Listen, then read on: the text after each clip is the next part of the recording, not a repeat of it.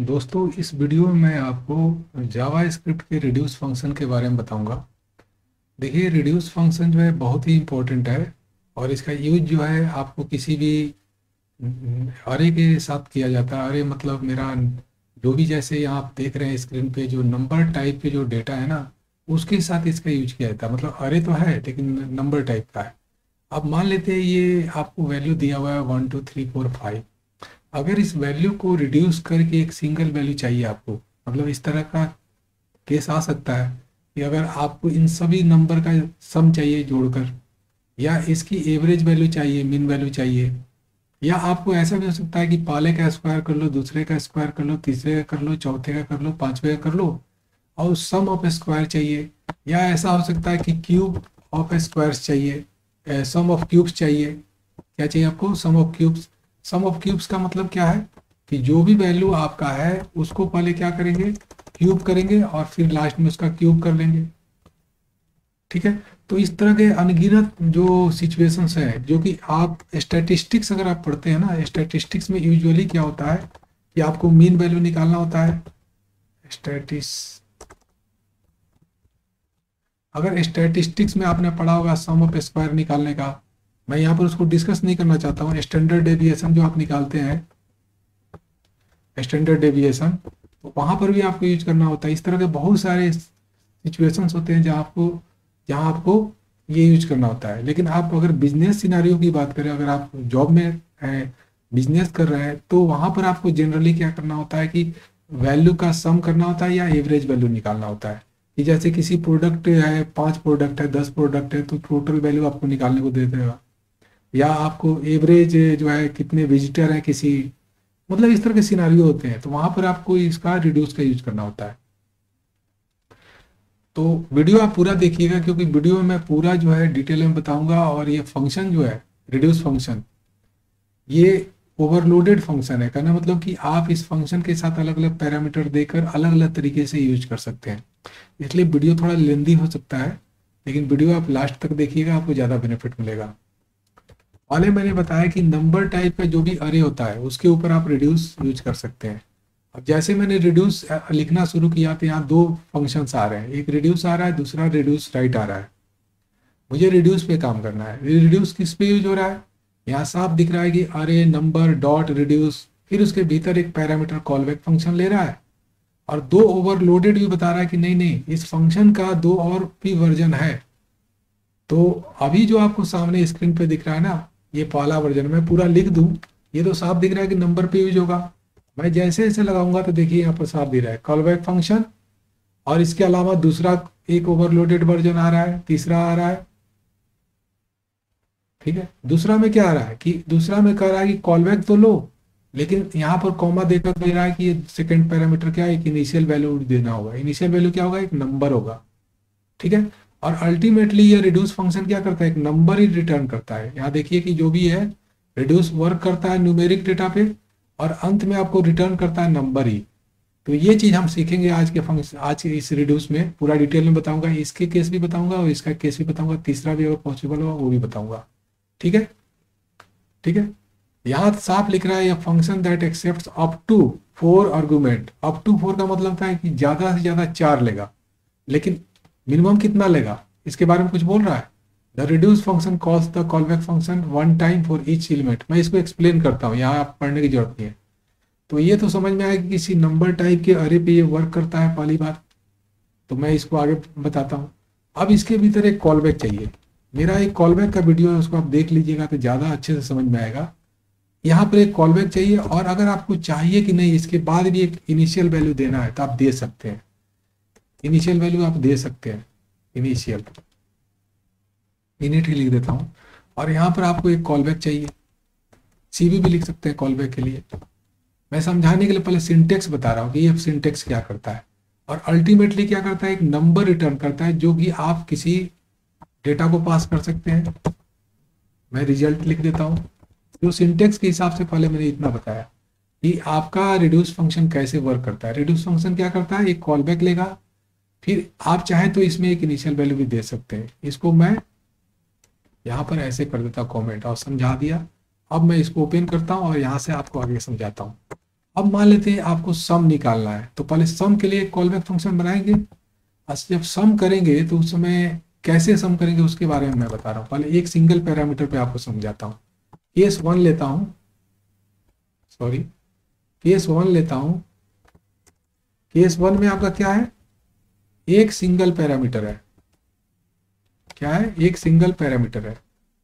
Single parameter में क्या है, कॉल बैक है। तो आप कॉल बैक क्या होता है, एक फंक्शन ही तो होता है ना। तो आप एक फंक्शन बनाइए और अलग से डालिए। एक्चुअली क्या होता है ना, जो स्टूडेंट हैं जो 10+2 में पढ़ रहे हैं या जो बिल्कुल बिगिनर हैं, उनको क्या होता है कि जब कोई फंक्शन यूज किया जाता है तो यहीं पर उसको डाल कर समझाते हैं, तो वो स्टूडेंट जो होता है कन्फ्यूज हो जाते हैं। मैं नहीं समझता हूँ कि सारे जो मेरे वीडियो देख रहे हैं स्टूडेंट ही हैं, लेकिन कहने का मतलब जो देखते हैं वो कन्फ्यूज हो जाते हैं कि एक ही फंक्शन के भीतर फंक्शन क्या हो रहा है, नेस्टिंग हो रहा है। इसलिए तरीका ये है कि आप अगर शुरू में सीख रहे हैं, बिगिनर हैं, तो आप अपने कॉल बैक फंक्शन को पहले अलग से लिख लीजिए। मान लेते हैं आपको सम निकालना है, यहाँ पर समझिए कि सम निकालना है, तो आप सम का फंक्शन लिख लीजिए, कॉन्स्ट लिखिए, और जो भी सम है एक्सप्रेशन होता है ना, आप एक्स कॉमा वाई लिखेंगे तो 2 पैरामीटर देते हैं। क्योंकि ये जो मैथमेटिक्स बैकग्राउंड से आ रहे हैं उनको भी ये ईजी लगता है, क्योंकि आप फंक्शन वगैरह 10+2 में पढ़े हैं तो उसमें आप देखे ना ऐसा फंक्शन होता है। ये रो फंक्शन क्या है, वही फंक्शन का एक्सप्रेशन है। अब मैंने क्या किया, 2 पैरामीटर लिया, एक्स और वाई, और उनका दोनों का सम कर दिया तो सम निकल जाएगा। अब ये आपका कॉल बैक फंक्शन है, ये रो फंक्शन बोलते हैं जावास्क्रिप्ट में। अगर यही फंक्शन, मैं 2 मिनट के लिए ऐसे समझा रहा हूँ, अगर आपको ऐसे ना लिखकर फंक्शन एक्सप्रेशन की तरह लिखना होता है तो कॉन्स्ट सम, तो आप ऐसे भी लिख सकते हैं। लेकिन ये देखिए कि आपका ये सक्सेंट है, बिल्कुल जो है ना संक्षेप में है, बहुत ही कम वर्ड में, बहुत ही शॉर्ट में है, और साफ साफ दिख रहा है ये पर्पज क्या है।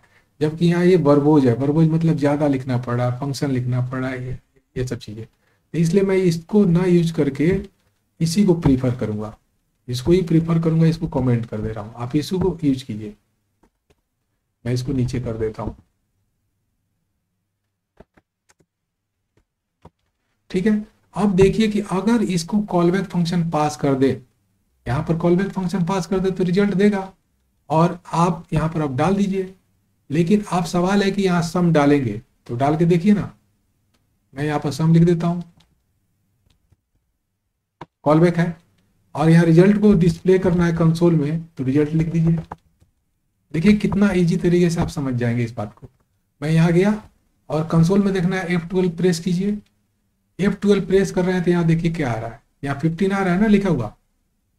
इसको हाँ यहाँ पर आ रहा है, अगर आपको नहीं दिख रहा है तो इसको शायद साइड में करने का ऐसे है, आप साइड में कर सकते हैं। नहीं, उल्टा कर दिया मैंने, ठीक है। ये 15 आ रहा है ना आपको, तो इस तरीके से आप अपने सम को निकाल सकते हैं। अब मान लेते हैं कि आपको सम नहीं चाहिए, मैं यहाँ पर बिल्कुल सेपरेट रख रहा हूँ हर एक को। आपको सम ऑफ स्क्वायर चाहिए, एस चाहिए। तो सम ऑफ स्क्वायर के लिए क्या होता है, एक्स को ही एक्स का स्क्वायर करना है। तो आप यहाँ क्या करेंगे, हटा देता हूँ इसको, एरो फंक्शन दिया, एक्स स्टार एक्स लिखेंगे, और सिंपली क्या करेंगे, ये फंक्शन यहाँ पर कॉल बैक में एस की जगह क्या करेंगे, वो डाल देंगे। अगर आपको ये सम रिजल्ट लिख देते तो ज़्यादा अच्छा रहता है, क्योंकि अलग अलग सभी का मैं दिखा दूंगा, और यहाँ पर लिख दूंगा सम रिजल्ट। और इसी तरीके से अगर आपको सम ऑफ स्क्वायर चाहिए तो सम ऑफ स्क्वायर आपको इस फंक्शन में डालना पड़ेगा। मैं इसको डुप्लीकेट कर ले रहा हूँ और यहाँ पर चेंज कर दूंगा,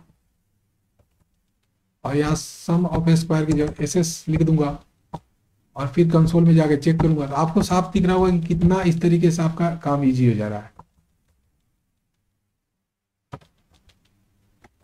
चेक कीजिए क्या हो रहा है। ये मैंने, हाँ यहाँ पर मैंने गलती कर दिया है कि यहाँ पर क्या है कि आपको,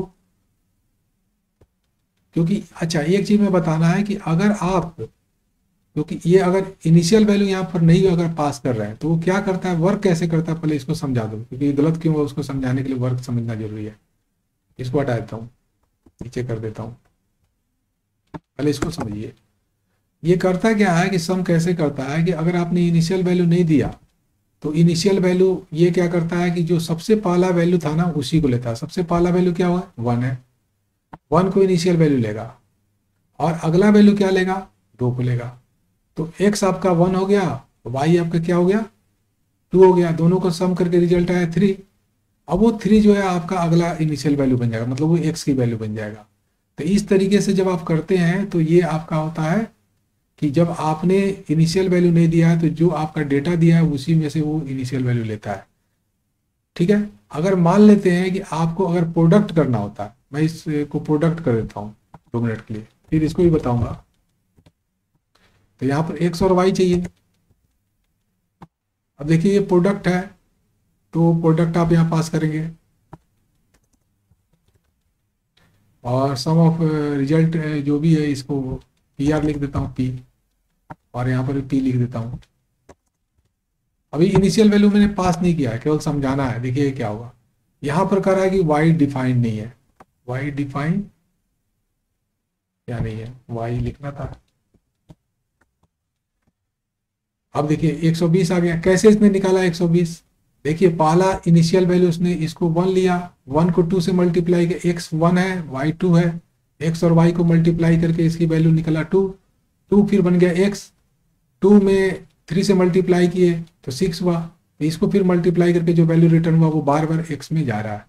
इसको कई बार हम x को क्या कहते हैं, एक्यूमुलेटर बोलते हैं। क्या बोलते हैं?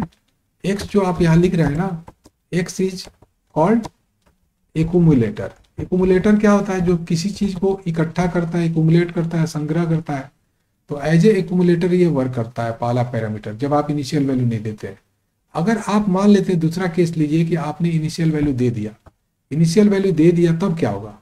तो इनिशियल वैल्यू देने के लिए आपको इस पूरे फंक्शन में चेंजेस करना होगा। अब मान लेते हैं कि कई बार ऐसा होता है कि मेरे पास अकाउंटिंग का काम कर रहा हूँ और मुझे अभी करेंट डेटा का तो सम करना ही है, लेकिन जो मेरा बैकलॉग है, जो पहले का कैरी फॉरवर्ड कर रहा हूँ, ब्रॉड फॉरवर्ड कर रहा हूँ, वो डेटा भी मुझे देना हो सकता है। पिछला जो सम था 100 था, तो उसका अगर सम करना हो तो उस समय हमें क्या करना होगा? कॉलबैक के बाद एक नया पैरामीटर देना होगा 100। तो अब जाके सम चेक करेंगे तो ये कुछ अलग हो जाएगा, 115 हो गया, क्योंकि ये करंट जो है उसका टोटल सम हुआ। ये जो करंट जो आपके पास डेटा दिख रहा है उसका सम हो गया 15 और 100 ले लिया। इस केस में आपका इनिशियल वैल्यू 1 नहीं हुआ, इस केस में इनिशियल वैल्यू 100 से शुरू करता है। 100 लिया, फिर 100 को 1 से ऐड किया, फिर 101 को 2 से ऐड किया, ऐसे करता है। तो ये 2 रूल आपने अभी तक समझ लिया होगा कि कॉलबैक फंक्शन में 2 मैंने तरीका बताया, मतलब कि रिड्यूस फंक्शन का 2 वर्जन मैंने आपको बताया। पहला वर्जन बताया, मेरा वीडियो थोड़ा लेंदी हो जाएगा अदरवाइज एक्सप्लेन करने के चक्कर में। कि रिड्यूस का मैंने बताया कि पहला आपका क्या होगा कि बिना कॉलबैक के बाद, आप कॉलबैक के बाद दूसरा पैरामीटर नहीं दे रहे हैं, या आप कॉलबैक भी दे रहे हैं और एक इनिशियल वैल्यू भी दे रहे हैं। ठीक है, तो इनिशियल वैल्यू देंगे तो क्या होगा, वो केस मैंने बताया। अब देखिए कि ये जो प्रोडक्ट है ना, प्रोडक्ट में क्या हो रहा है, बाय डिफॉल्ट ये 1 ले रहा है। लेकिन यूजुअली हमें करना क्या चाहिए ना, कि अगर मान लेते हैं कि हमें प्रोडक्ट करना है, सम करते तो इनिशियल वैल्यू 0 लेना चाहिए, अब प्रोडक्ट होना चाहिए तो इनिशियल वैल्यू 1 लेना चाहिए बाय डिफॉल्ट। तो ये ले रहा है, लेकिन अगर यहाँ पर 15 कर दूं 2 मिनट के लिए और जाके प्रोडक्ट को चेक कीजिए क्या आ रहा है, तो वो उसी अकॉर्डिंग किया। ये 5 10 हो गया, 10 और 30 हो गया, तो उस तरीके से चल रहा है। आप इनिशियल वैल्यू का भी मतलब समझ गए होंगे और विदाउट इनिशियल वैल्यू का भी समझ गए होंगे।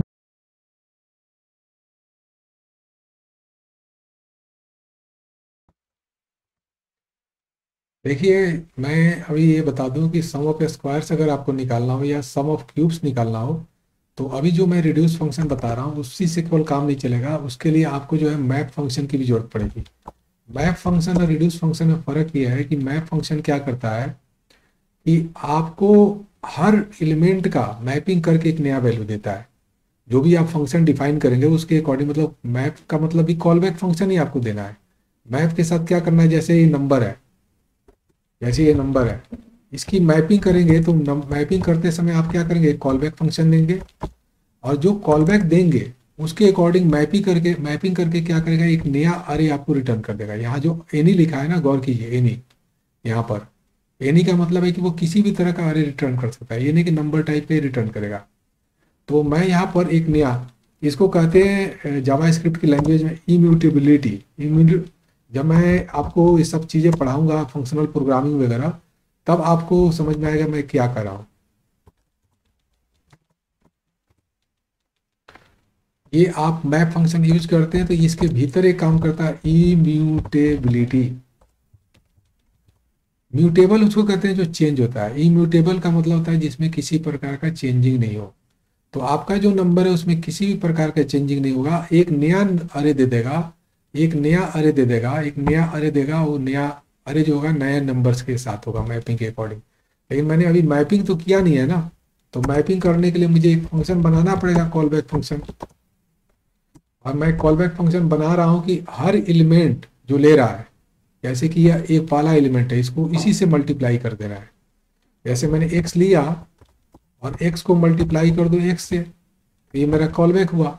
अब एक थोड़ा मीनिंगफुल नाम देते हैं इसका, सम ऑफ स्क्वायर, सॉरी, अब इसका एक मीनिंगफुल नाम देते हैं कॉल बैक का, सम ऑफ स्क्वायर्स, ऐसे इसको वर्ड बोलते हैं। तो यहाँ मैं सम ऑफ स्क्वायर्स स्टैटिस्टिक्स यूज कर रहा हूँ, स्टैटिस्टिक्स में ऐसे ही बोलते हैं। तो सम ऑफ स्क्वायर्स यूज किया ना, तो पहले ये मैपिंग करके क्या रिटर्न करेगा, ये जो आपको रिटर्न करेगा इसको पहले चेक कीजिए कि ये रिटर्न क्या कर रहा है।